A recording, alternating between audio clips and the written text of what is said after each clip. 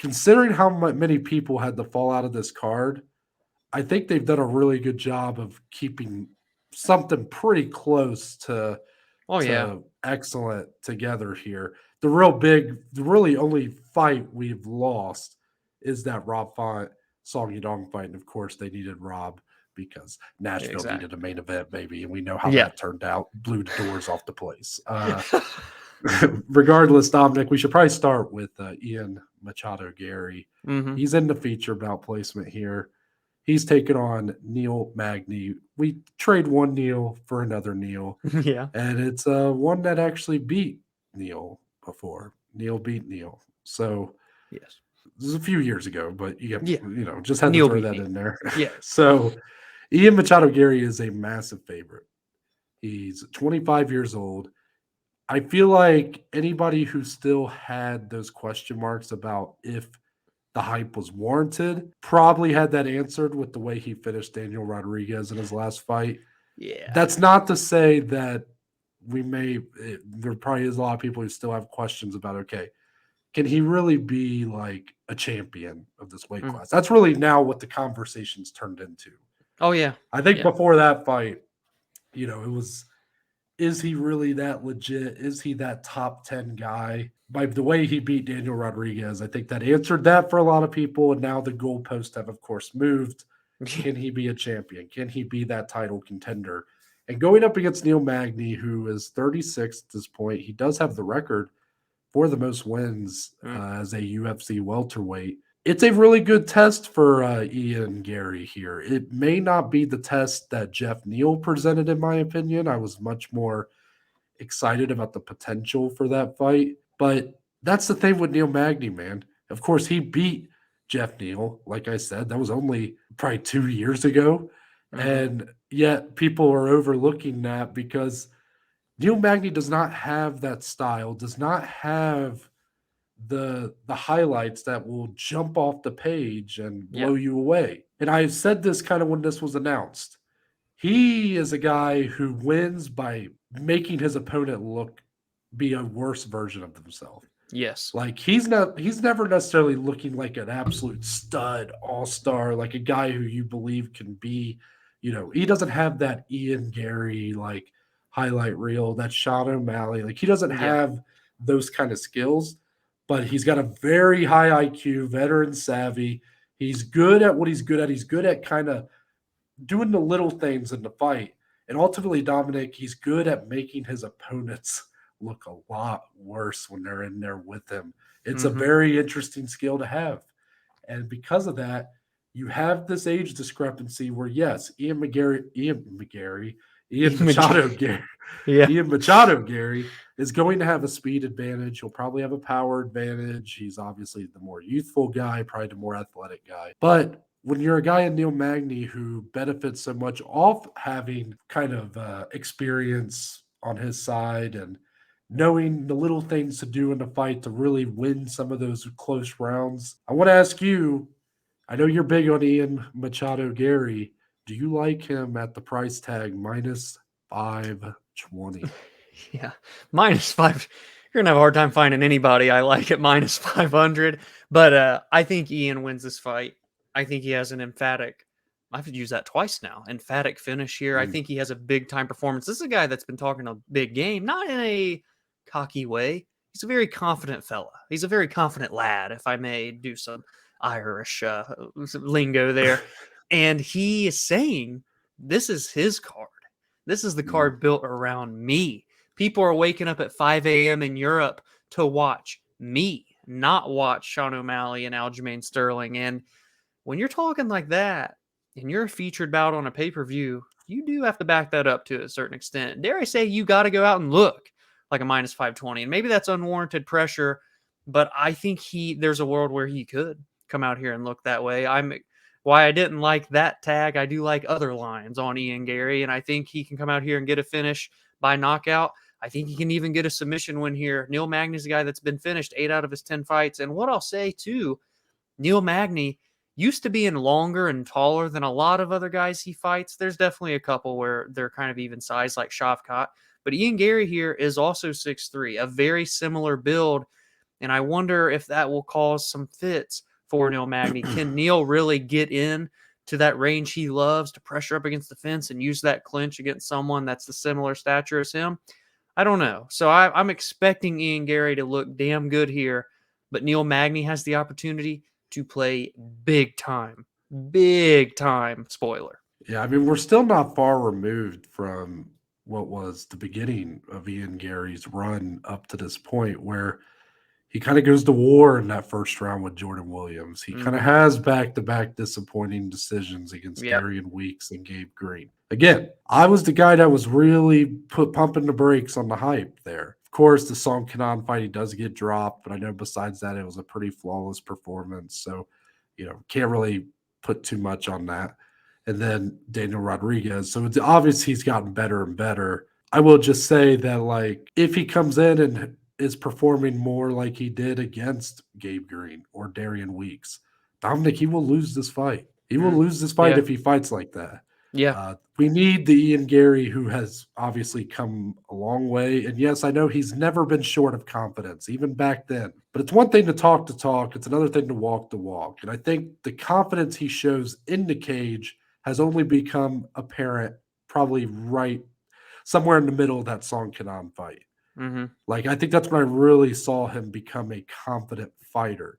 He Yeah. talked, he sure talked. I mean, he talked a big game. He's confident in terms Mm-hmm. of the way he talks, but it wasn't until then that I saw the real confidence of a guy who believed in everything he was saying, or at least showed that he believed in it. Mm-hmm. And then we saw what that turned into against Daniel Rodriguez. I tend to believe you in that I think Ian Garry ultimately gets a pretty decisive win here. Man, hard to imagine him knocking out Neil Magny, though. I don't know why I have a hard time with that one. Yeah. But a submission finish, that could be an interesting prop. I bet you'd get a pretty good price on that Mm-hmm. one. And honestly, I mean, the decisions, Neil Magny been 19 of those bad boys, only lost 2 of them. Yeah. So That's also Neil crazy, Magny, dude. you were talking about he's the same height. He has a 6-inch reach advantage over Ian Garry. Oh, Neil still has that large of a reach, Yeah, though? isn't that crazy? Wow. He has an Okay. 80-inch reach. Same Ian height, Garry. but that Now, much long. Wow. Neil Magny's never been a guy that really uses that, We've though. He talked. likes Yeah. to Yeah. close the gap. He likes to put things in the pocket and, keep everything close. Doesn't like to be striking too much at range. Uh-huh. So don't really think that'll come into play here. But when you have those long limbs, could make it a little easier to get one of them snatched and ripped off of his socket. If I take that Ian Garry submission prop, We're looking no, into it. no holds barred. Yeah. Dominic, what fight would you like to discuss next here?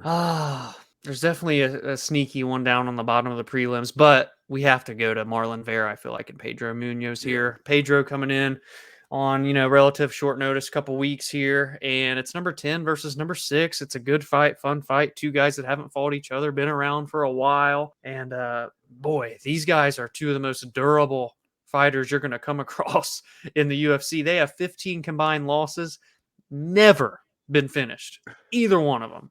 Does that streak end here? I don't know, maybe, but I'm really, my headspace here is like, what are we going to see from Marlon Vera? What version of Marlon Vera are we going to see? That determines big bounce back this spot. fight. It is a big bounce back spot for sure. And Pedro, I guess I can pull it up. So correct me if I'm wrong. He's looking to get the sour taste out of his mouth with the no contest with Sean, right? Or he did beat Chris Gutierrez. Cruz Gutierrez. That was a And really he looked good damn win good, for him. if I He remember. did. Yeah. He did look really good. 36 years old. He's very much on the smaller end of bantamweights, 5'6", 65-inch reach. Marlon Vera's going to have a 5.5-inch reach advantage here. I do think that'll come into play. He's also 6 years younger. But Dominic, I mean, that is a story, though. Like, neither of these guys ever been finished. But when it comes to decisions, you know what their combined record is? 11-15. 11-15. Okay. Yeah. Pedro Munhoz sits at 7-7 in his 14 professional decisions. Marlon Vera 4-8. Marlon's had some tough splits. Yeah, that's true. This is the tough thing with Marlon Vera, though, Dom, is that what you're talking about, that bounce back performance, that we're looking for out of him after a really deflating showing against Corey Sandhagen, that seems to require him to find that finish. He's a guy who doesn't put a lot of output, but he picks his shot so well, and he really pounces on an opening when he sees it. But he'll wait. I mean, he will wait. Sometimes to his detriment. Pedro Munhoz is not necessarily, Pedro Munhoz is just an interesting fighter. His problem seems to be that he will fight at his opponent's kind of whatever his opponent is kind of trying to do. If it's a war, he's going to war. But if it's someone looking to have more of a technical kickboxing bout like Sean O'Malley was looking for, he'll do that. And obviously, he's getting better at that. Yeah, he was up until the eye poke. So he kind of fights based off of what his opponent wants to do, and I think that could be to his detriment. But it also has shown him come in and do some really great things, like he did against Chris Gutierrez and Jimmy Rivera. And I thought the Sean O'Malley fight was going his way. Truthfully, I think there is some value on Munhoz here as the dog. Yeah. And I think a lot of that might be recency bias because I was pretty high on Marlon Vera when he was fighting Corey Sandhagen. I think I put money on Vera in that fight. So that could be a little bit of recency bias. But I feel like out of the two of these guys, who's more dependent on the finish here? I feel like it's Vera. And when neither guy has been finished up to this point, it's hard to really predict that. It could happen. This could be where Munhoz finally gets cracked, but it's going to take something truly special to finish him off there. But I will just say there needs to be something addressed here because I don't want to wait till Monday to talk about this. Dominic, there's a lot riding on this fight for Marlon Vera. And I'm not just talking about, bounce back fight. He needs to look good after he didn't look so good against Corey Sandhagen. Yeah, that's important for sure. This fight's important because, Dominic, I am serious when I tell you if he wins this fight in the fashion that, he would probably like to and that I think he should, he could get a title shot off of this win. A lot of people might be asking, well, wait a minute, aren't there like a ton of contenders in front of him? Well, let's look at how it lines up right now. Merab is still hurt. Corey Sandhagen just got announced that he's out for about 6 months. If Sean wins the main event, if Marlon wins this fight, that fight is probably being run back, and it's probably happening in like January. And I would be all for it. But because of that, I don't know if Marlon Vera recognizes that, but that puts a ton on this fight for him. This is not just your average comeback fight and redemption fight.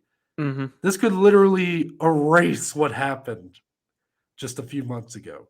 I mean, could be set. He could literally, Dominic, after a couple months of 2024, he could be the bantamweight champion less than a year after he got 50-45 out the building against Corey Sandhagen. Yeah. Just goes to show that, like, right guy, right time. Timing is everything. It is. Dana likes to say that. Here, Marlon Vera has a chance. Yes, he does. Absolutely. Should we talk about Chris Weidman? Yeah. We must, because apparently not a lot of people are. He's very upset, actually. He's upset with that prelim placement. Yeah. The former middleweight champion, of course, the man who ended Anderson Silva's illustrious UFC title. Okay. I saw Dominic. That was a stray. Smile. Yeah. That was not a stray. You have that's a part of the story. I just caught a stray. Yeah. Today's fans do not know who Chris Weidman is, and I had to remind them, damn it. Okay, fair. That's fair. I had to remind him that he knocked Anderson Silva into fucking Candyland. All right, let's Dennis Tulinian is on this card. Yeah, right. So yes, the former middleweight champion. He's 39 years old, but I mean, more importantly, Dominic, he is trying to come back here from what was one of the worst injuries you will ever see in the UFC. His last time out when he fought Uriah Hall, first leg kick he threw. The leg snapped in half. No need to say more. Nope. I'm really hoping we don't get a ton of replays of it when this fight goes down, when they're doing the build-up and stuff. I hope not. I don't think But not only has Chris Weidman been on a bit of a streak, not the best of streaks before that injury, since losing the title to Luke Rockhold, I want to say he's only won twice since then. That was 2016. His only two wins since then is Kelvin Gastelum and Omari Akhmedov. Yeah. Shout out to Omari for getting on that list. I mean, that's a name he didn't think would be. That was our very first card we ever talked about, too, It by the way. was. Yes, it was. But that he's been finished pretty much every loss he's had since then is also the problem. And now you're talking about a guy who had to take this a massive amount of time to recover from an injury that's many people probably wouldn't be able to bounce back from and just like live normally. Yeah. Now you're talking about going in here and having a fight. Yeah. And he's taken on Brad Tavares, who, yes, is a veteran himself, who's got kind of a mixed run, 2-3 in his last 5. He's lost 2 in a row. But he is a pretty big favorite. I think he's a minus 258 as it comes across my screen right now. And I think if you look at more in detail at some of the performances, I think Tavares has showed probably a little bit more in some of these fights as of late than what we were seeing from Chris Weidman at the end of his at the end of that run before the leg snapped. So Dominic, is there any chance we get a very, feel good moment here on Saturday, or is this fight pretty much doomed to end in heartbreak? I'd say 12% good, 88% heartbreak. I guess we should probably the parameters here. Does heartbreak just mean a loss at all? Or if he loses a decision, does that change anything? Because I feel like that's still a pretty feel good. He seems to still seems to carry that confidence of a guy who wants to come back and not just win here. He wants to go on another run. So let's up it then to 60% potential for heartbreak, 40% anything other than. Because let's be honest here, I say what you want about Brad Tavares. He is a great striker. I know he has a lot of decisions under his belt. Chris Weidman has 6 losses in his career, and all 6 are by knockout.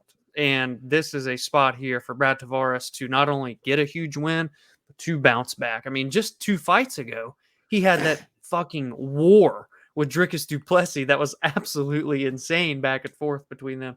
If that type of dog comes out of Brad Tavares, I don't believe Weidman will be able to withstand that very much. He's going to want to grapple early and grapple often here.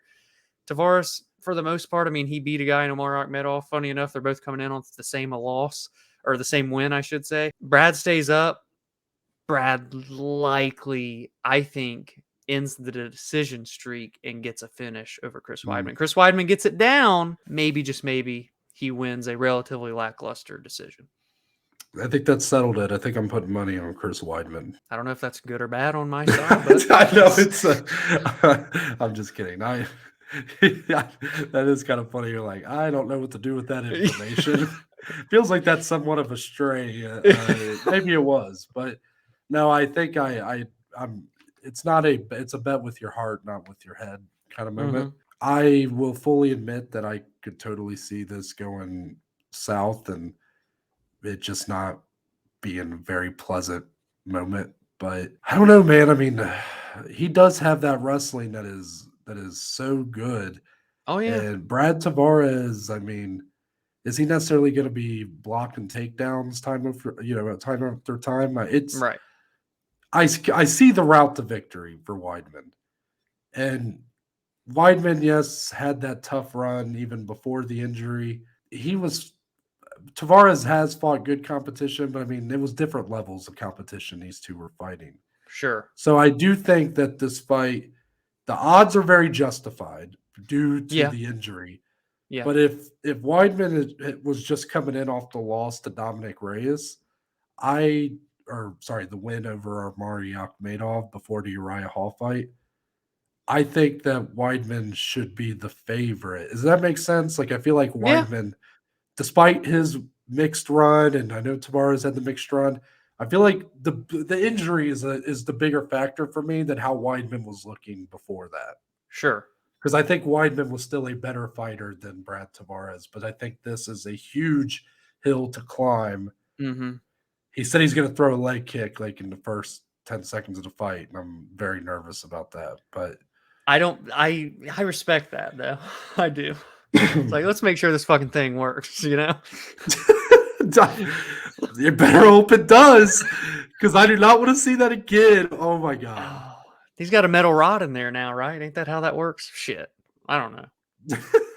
Well, we ain't no doctors. I don't know. Dominic, anything else you want to talk about on this card?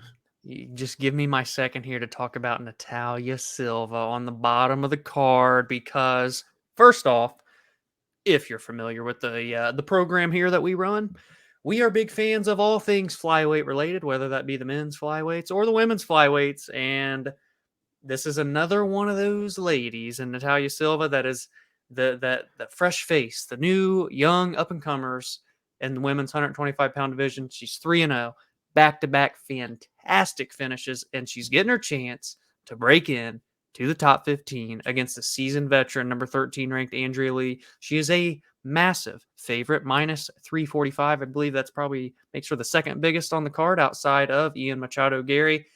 Just look out. If you haven't heard of Natalia Silva yet, I'd recommend tuning in because she is electric. She is very fun to watch. She is getting better and better. A 15-5 record at one point was 12-5 when she debuted in the UFC. That doesn't quite do justice from what we've been seeing from her. This is her chance to crack in and put people on notice, and I'm just excited to see how she can arise to the occasion. Well, even before that, I think she was like 7-5 in Yeah. her MMA Yeah. career at one point. Like her improvements obviously were before we even were aware of her. So yeah, Andrea Lee's tough, but dude, I think Natalia Silva is just that damn good. Yeah. Yes. Special. I would agree.